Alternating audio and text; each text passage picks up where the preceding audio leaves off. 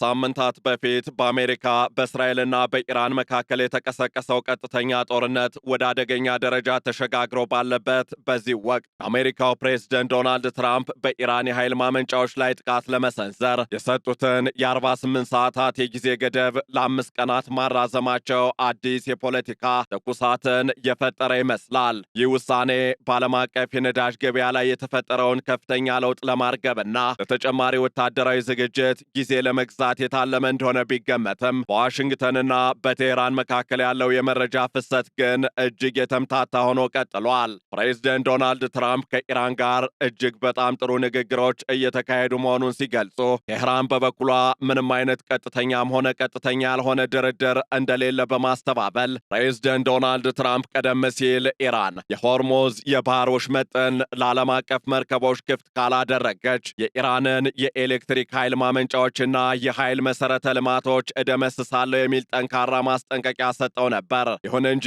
በትላንትናው ዕለት በማህበራዊ ትስስር ገጻቸው ላይ ባሰፈሩት መልእክት የጦር ሚኒስቴርን ማንኛውንም አይነት ወታደራዊ ጥቃት ለ5 ቀናት እንዲያዘገይ ማዘዛቸውን አስታውቀዋል። እናም በዕለቱ የዓለም አቀፍ ትንታኔ ዝግጅታችን ትራምፕ ለምን ቀነ ገደቡን አራዘሙት? የድርድሩ ተዋናዮች እነማን ናቸው? የእስራኤል አቋምና የባለሙያዎች ግምትና ትንተናስ ምን ይመስላል? የሚሉትን ነጥቦች ልንመለከት ወደድን። ዓለም አቀፍ የትንታኔ ዘገባ ዝግጅቱ ጋር ታሪኩ ጋሹ ነኝ።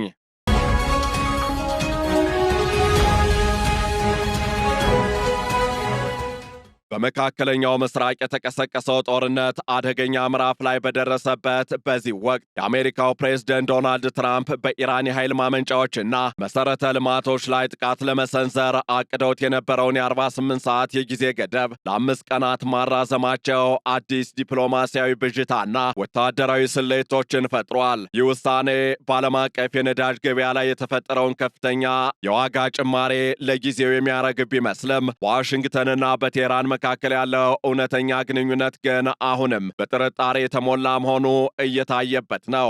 ዶናልድ ትራምፕ ከኢራን ጋር እጅግ ጥሩ እንዲሁም ውጤታማ ንግግሮችን እያደረግን ነው ቢሉም የኢራን ባለስልጣናት ግን ማንኛውንም አይነት ቀጥተኛም ሆነ ተዘዋዋሪ ድርድር ውድቅ በማድረግ ላይ ናቸው። በሌላ በኩል ደግሞ የአሜሪካው ፕሬዝደንት ዶናልድ ትራምፕ በኢራን ላይ ሊሰነዝሩት የነበረውን ጥቃት ለማዘግየት የወሰኑበት ዋነኛው ምክንያት ከምጣኔ ሀብታዊና ወታደራዊ ስሌቶች ጋር ያዘ እንደሆነ ይገመታል። ፕሬዝደንት ትራምፕ ባስተላለፉት መልእክትም ባለፉት 2 ቀናት ውስጥ ከኢራን ጋር በጣም ጥሩና ውጤታማ ንግግሮችን አድርገናል በማለት ቀነገደቡን ለ5 ቀናት ማራዘማቸውን ገልጸዋል። ይሁን እንጂ ይህ የፕሬዝደንቱ መልእክት የወጣው የአሜሪካ የንግድ ገበያዎች በትላንትናው ዕለት ሊከፈቱ ጥቂት ሰዓታት ሲቀሩ መሆኑ ዶናልድ ትራምፕ በነዳጅ ዋጋ መናር ምክንያት ሊመጣ የሚችለውን የምጣኔ ሀብት ቀውስ ለመከላከል የወሰዱት እርምጃ እንደሆነ ብዙዎች ያምናሉ።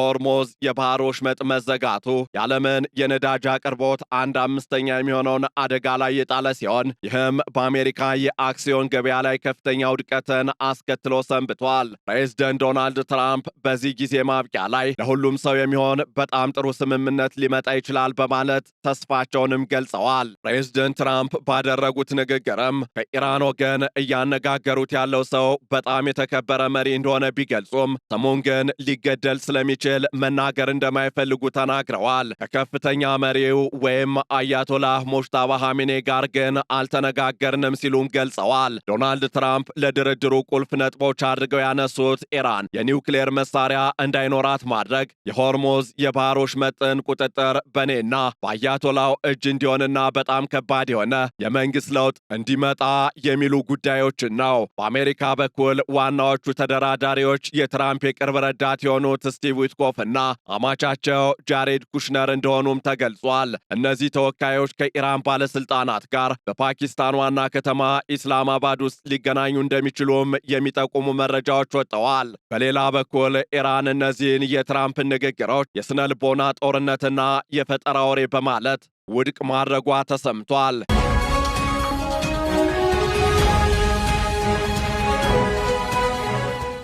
የኢራን ፓርላማ አፈ ጉባኤ መሐመድ ባገር ቃሊባፍ ፕሬዝደንት ትራምፕ ሊያነጋግሩት እንደሚፈልጉ ቢነገርም እርሳቸው ግን ምንም አይነት ድርድር አልተደረገም። ዶናልድ ትራምፕ በአሜሪካና በእስራኤል ላይ የተደቀነውን የምጣኔ ሀብትና ወታደራዊ አረንቋ ለማምለጥ የሐሰት ዜናዎችን እየተጠቀሙ ነው ብለዋል። ከዚህ ጋር በተያያዘም የኢራን የውጭ ጉዳይ ሚኒስቴር ቃል አቀባይ ኢስማኤል ባጋይ አንዳንድ ወዳጅ ሀገራት የአሜሪካን የድርድር ጥያቄ መልእክት ቢያደርሱም እስካሁን ምንም አይነት ቀጥተኛ ንግግር አለመኖሩን አረጋግጠዋል። የኢራን ብሔራዊ ቴሌቪዥን ደግሞ የአሜሪካው ፕሬዝደንት በኢራን ጠንካራ ማስጠንቀቂያ ምክንያት አፈገፈጉ የሚል ዘገባ በማቅረብ ዶናልድ ትራምፕ የፈሩት የኢራንን አጸፋዊ ጥቃት እንደሆነ ለሕዝብ እየገለጸ ነው። በአንጻሩ ደግሞ እስራኤል በዚህ ሂደት ውስጥ ያላት አቋም የሁለትዮሽ መልክ እንዳለው ይገለጻል። ጠቅላይ ሚኒስትር ቤንያሚን ኔትንያሁ ከፕሬዝደንት ዶናልድ ትራምፕ ጋር መነጋገራቸውን ገልጸው ትራምፕ የእስራኤል መከላከያ ሰራዊትና የአሜሪካ ጦር ያከናወኑትን ግዙፍ ስኬቶች በመጠቀም ጦርነቱን በስምምነት ለማቆም ይፈልጋሉ ብለዋል። ኔትንያሁ ይህ ስምምነት የእስራኤልን ወሳኝ ጥቅም የሚያስጠብቅ መሆን እንዳለበት አጽንኦት መስጠታቸውም ተገልጿል። ይሁን እንጂ እስራኤል በኢራንና በሊባኖስ ላይ የምታደርገውን ጥቃት አላቆመችም። እንዲያውም ዶናልድ ትራምፕ ገደቡን ባራዘሙበት ዕለት እስራኤል በቴህራን ላይ አዲስ የአየር ጥቃት መጀመሯን አስታውቃለች። ይህም እስራኤል በድርድር ስም ጥቃቷን የማቆም ፍላጎት እንደሌላትና ዶናልድ ትራምፕን ወደ ግጭቱ ይበልጥ ለማስገባት እየሞከረች እንደሆነ ማሳያ ተደርጎ ተወስዷል።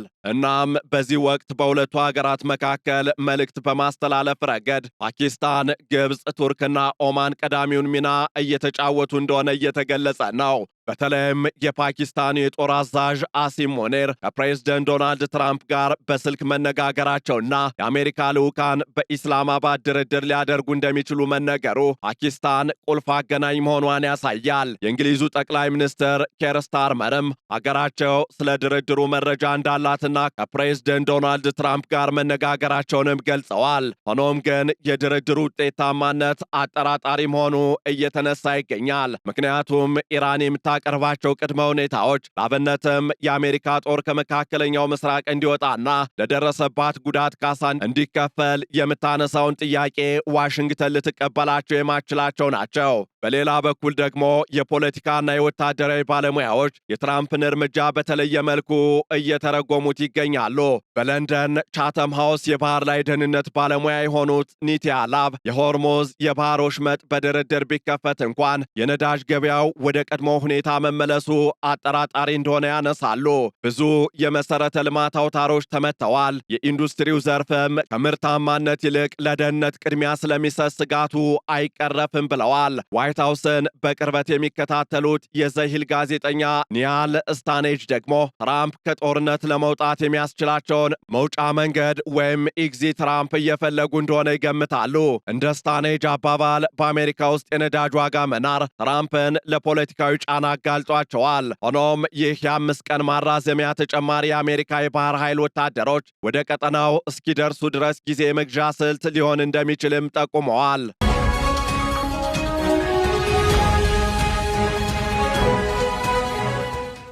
ከዚህ ባሻገርም የወደፊቱ ሁኔታ እጅግ አሳሳቢ መሆኑ እየተነሳ ይገኛል። ዶናልድ ትራምፕ በጣም ከባድ የሆነ የመንግሥት ለውጥ እንደሚፈልጉ በግልጽ መናገራቸውና እስራኤል የኢራንን ከፍተኛ አመራሮች በመግደል ላይ መጠመዷ ቴህራን ለድርድር ያላትን እምነት በእጅጉ ያዳክመዋል። ኢራን የትራምፕን ንግግር ያረጀ የሥነ ልቦና ዘመቻ ስትል ገልጸዋለች። በቴህራን የሚገኙ ነዋሪዎችም ትራምፕ ጦርነቱን የጀመሩት በድርድር መሃል መሆኑን በማስታወስ አሁንም ጊዜ እየገዙ እንደሆነ በጥርጣሬ ያዩታል። የአሜሪካ የባህር ኃይል ወታደሮችና የአየር ወለድ ሰራዊት ወደ ኢራን የባህር ዳርቻዎች እየተጠጉ መሆኑ ዲፕሎማሲው ካልተሳካ ወታደራዊ እርምጃ አይቀሬ መሆኑንም የሚጠቁሙ ናቸው። ኢራን በበኩሏ የአሜሪካ ኃይል ማመንጫዎችንና በመካከለኛው ምስራቅ ያሉ የአሜሪካ መሠረተ ልማቶችን እንደምትመታ መዛቷ ግጭቱ ወደ ሰፊ ቀጠናዊ ጦርነት የመቀየር ዕድሉን ከፍ አድርጎታል። ከዚህ በፊት ፕሬዝደንት ዶናልድ ትራምፕ በሰጡት መግለጫ ሁሉንም ሰው አጥፍተናል፣ ስለዚህ የምናነጋግረው ሰው ማግኘት ከባድ ነው ማለታቸው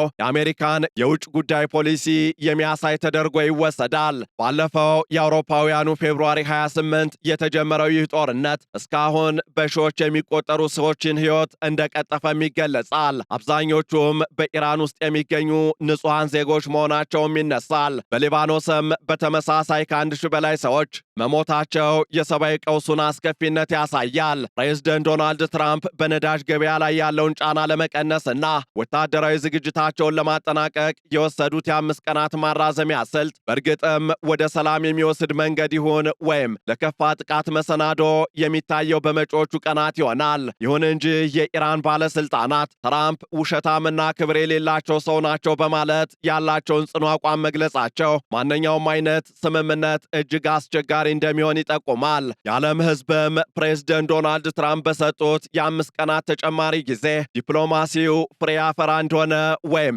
ቀጠናው ወደ ከፋ ጨለማ ውስጥ እንደሚገባ በጉጉትና በስጋት እየተጠባበቀ ይገኛል። እናም የትራምፕ የ48 ሰዓት ገደብ ማራዘሚያ በዋናነት በኢኮኖሚ ስሌት ላይ የተመሰረተ የጊዜ መግዣ ስልት ይመስላል። ፕሬዝደንት ትራምፕ ከኢራን ጋር ትልቅ መግባባት ላይ ደርሰናል ቢሉም መሬት ላይ ያለው እውነታ ግን የተፋፋመ ጥቃትን፣ የጋራ አለመተማመንንና የአሜሪካ ጦር ወደ ቀጠናው በብዛት እየጎረፈ መሆኑን ያሳያል። ኢራን ድርድሩን ውድቅ ማድረጓና እስራኤል ጥቃቷን መቀጠሏ የትራምፕን የሰላም ተስፋ ጥያቄ ምልክት ውስጥ ያስገባል። የሆርሙዝ የባህር ወሽመጥ ጉዳይም ከቀላል የንግድ ስምምነት ባለፈ የመካከለኛው ምስራቅን የኃይል ሚዛን የሚወሰን ትልቅ የፖለቲካ ቁማር ሆኗል። ፕሬዝደንት ትራምፕ በሚቀጥሉት 5 ቀናት ውስጥ ሊያመጡት የሚችሉት ታላቅ ውጤት ካልተገኘ ዓለም ከዚህ ቀደም አይታው የማታውቀው የኃይል አቅርቦት መስተጓጎልና የወታደራዊ ቀውስ ውስጥ ልትገባ እንደምትችልም ከወዲሁ እየተተነበየ ነው። እናም የዚህ ግጭት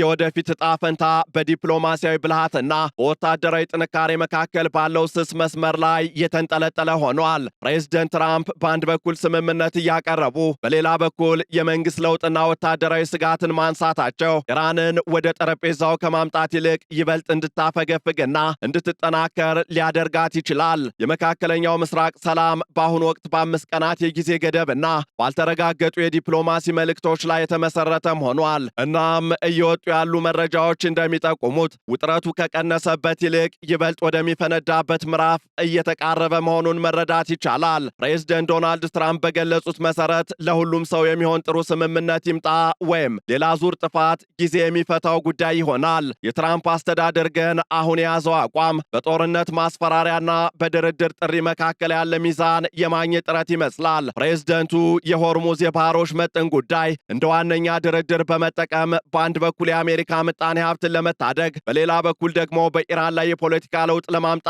እያለሙ ይገኛሉ። ሆኖም የቴህራን ጽኑ አቋምና የአሜሪካን ጥሪ የውሸት ዜና በማለት ማጣጣሏ የሰላም መንገዱ እጅግ ጠባብ መሆኑን ያሳያል። በሚቀጥሉት ጥቂት ቀናት ውስጥም በኢስላማባድ ይደረጋል ተብሎ የሚጠበቀው ስብሰባ እውን መሆን አለመሆኑ እንዲሁም የአሜሪካ ተጨማሪ ወታደሮች መሰማራት የዚህን ታሪካዊ ፍጥጫ መጨረሻ የሚወስኑ ኩነቶች ይሆናሉ። ይህንን ዓለም አቀፍ ትንታኔ ስናዘጋጅ ዘ ጋርዲያን፣ ኤፒ ኒውስ እንዲሁም ቢቢሲን በዋቢነት ተጠቅመናል።